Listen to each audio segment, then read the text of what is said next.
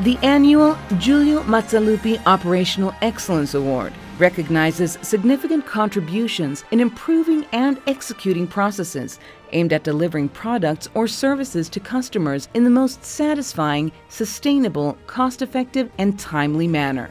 The award was created in 2018 in honor of former President and CEO Giulio Mazzalupi in recognition of the significant contributions he made to the Atlas Copco Group during his 31 years of service. In 2018 I was in Stockholm and Mats asked to meet me just before the AGM and it was a sort of ambush because he said that the group management and directors of the board had decided to create a new award with my name, the Giulio Mazzalupi Award for Operational Excellence. I think it's a mixed feeling. First of all, of course, I was honored by the decision of the management and the board.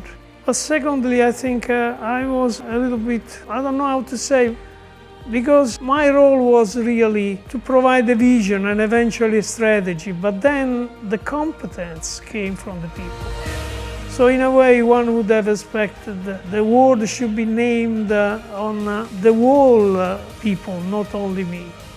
This was their award as well as mine, for which I am very proud.